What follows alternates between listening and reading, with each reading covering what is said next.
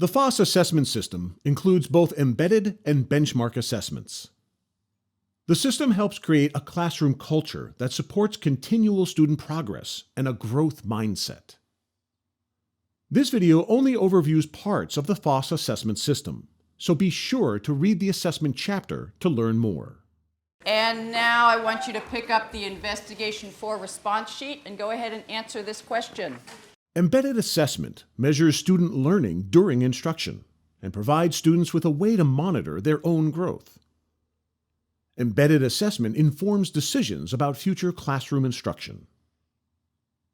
There are several types of embedded assessment, such as performance assessment or notebook entries, which include a response sheet or an answer to a focus question.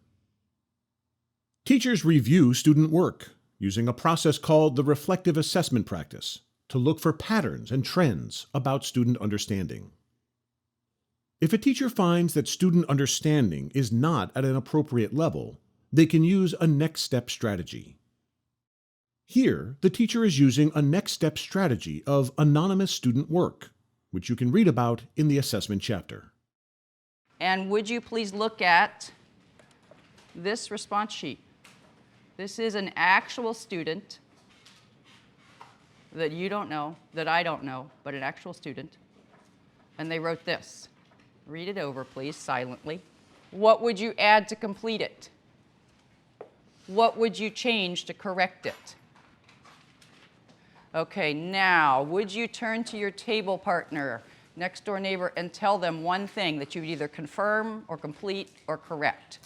I confirm that when the sun shines on the moon, that was blocks part of it, because half of it will make up like a first quarter and the other half will make up the other quarter. And it could be a new moon or a full moon depending on the rotation of the moon because it's on its axis. I disagree with what the student said because the original student was describing a lunar eclipse, not a new moon, and a new moon is when the sun is shining on the opposite side of the moon than from our vantage point and we're not able to see it, but it's not when the earth casts a shadow on the moon because that's a lunar eclipse.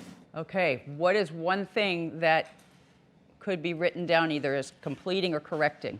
That I do not agree with the student because they're describing a lunar eclipse. Awesome.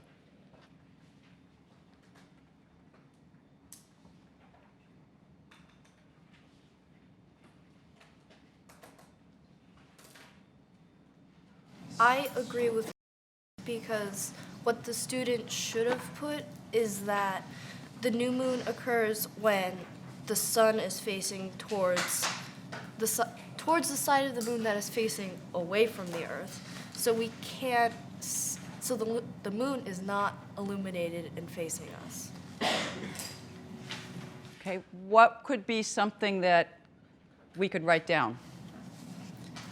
You could write down that the new moon only happens when the dark side of the moon is facing the earth.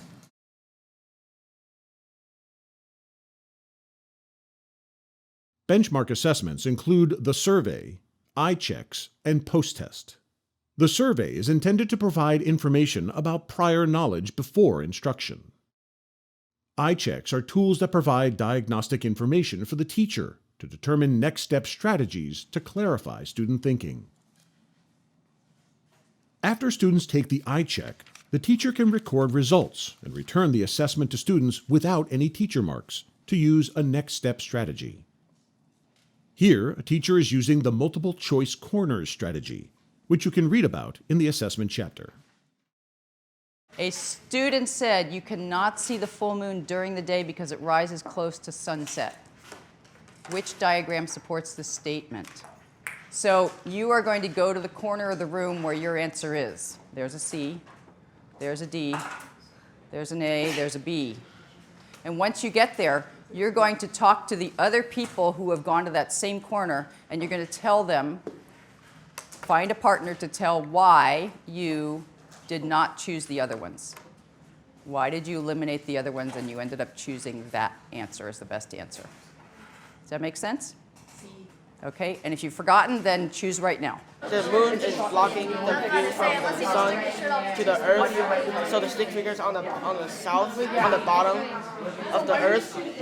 So it would be a lunar, a eclipse. This is actually from the North Pole view, like you're looking down on Earth. So they're just on what looks like the bottom. It's actually just a different hemisphere. So that's why I chose D, because the moon is not directly blocking the sun from the earth or behind the earth, so it's like right down. The moon is past Earth during sunrise, not sunset. C doesn't work because it would show that the moon has already risen during the day, when it's already sunset, because it's already arrived.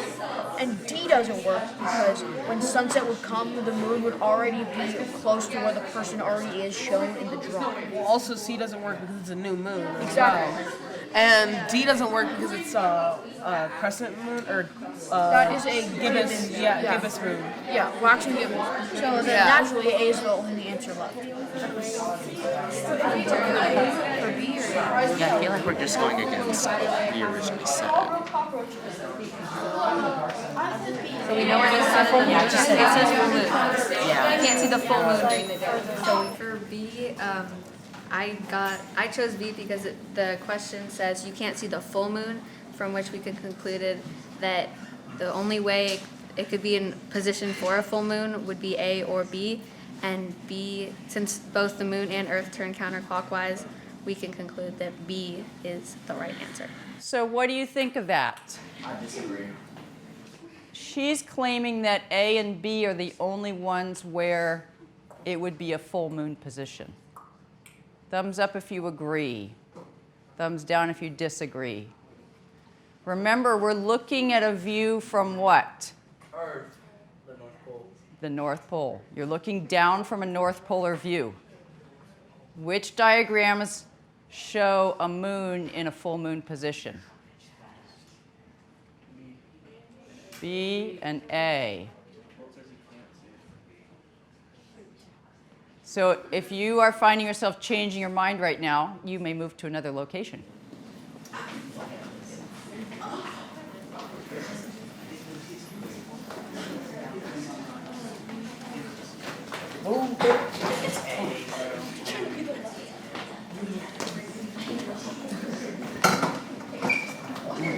Would you go back to your notebooks, sit down, look through your notebook, and find some evidence that can help us decide this? The post-test is given at the end of a course and can be used to show student growth over time. The Investigations Guide indicates the placement of embedded and benchmark assessments.